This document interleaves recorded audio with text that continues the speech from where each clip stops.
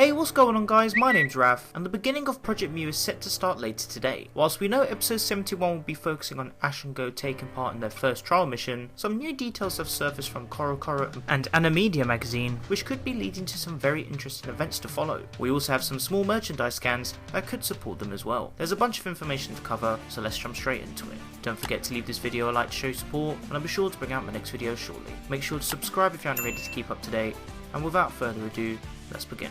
With the preview and summary of episode 71 revealing new details about Project Mew, it turns out that this event will not be a back-to-back episode focused arc, and something maybe similar to the Ultra Guardian segment of the Pokémon Sun and Moon series will happen. This is all thanks to episode 72 being revealed as a filler episode relating to Driftville City. The summary of the episode states that Ash and Go will be heading to Sinnoh's Mount Coronet in order to complete their first trial mission. This is to capture an Alola Ninetales. Whilst it isn't fully explained why the Alola variant of Ninetales is in Sinnoh, thanks to Ash and Serena, they stated that Go is trying to return Ninetales to where it came from, potentially explaining its uncomfortable and angry behaviour. It looks like maybe Go will have a nice moment with the Pokemon to calm it down, something similar to the interaction with Aerodactyl in episode 38, prior to the capture, again relating to the promo poster for this actual event.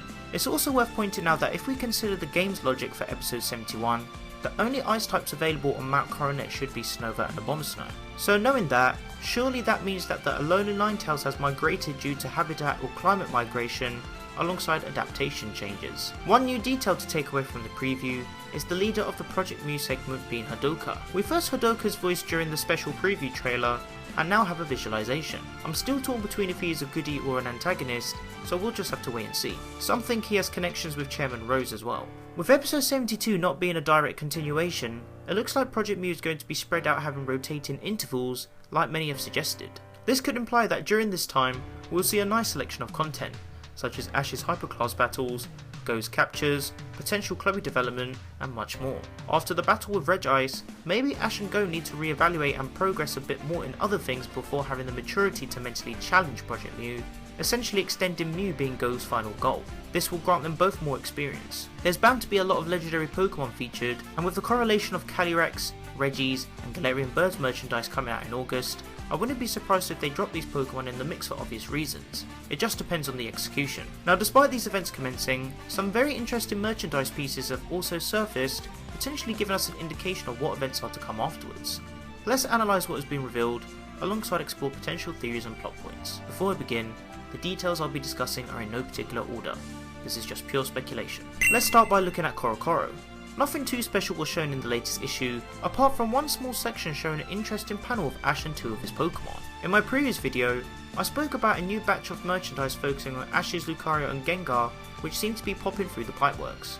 For all of the details mentioned, Mega Lucario and Gigantamax Gengar could be upon us. Feel free to check out this video to learn the full details. In a nutshell, seeing as Lucario and Gengar have had minimal screen time as of recent in the current season, the merchandise could be implying that redemption and development arcs are upon us. Make sure to keep an eye out on both of these Pokemon, as things are really starting to open up and come full circle. The latest issue of Animedia shows Gengar Focus, so that too could be a small indication. However, it's most likely just for artistic reasoning.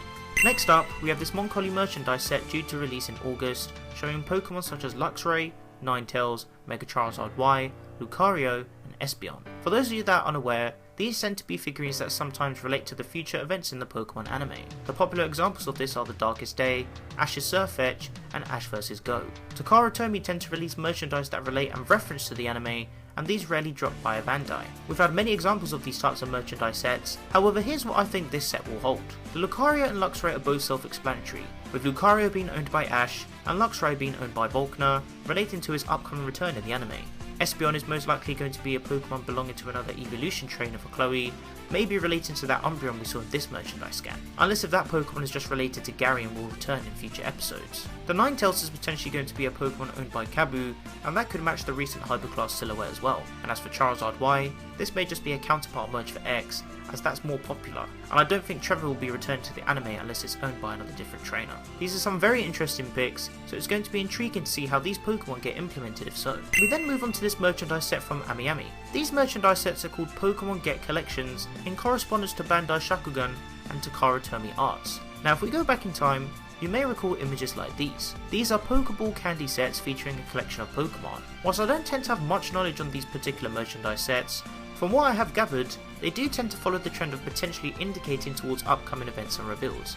For example, this set from January ended up leading to Ash catching a Riolu. This set gave us the build up to the Darkest Day, with Reboot evolving into Cinderace and Riolu evolving into Lucario.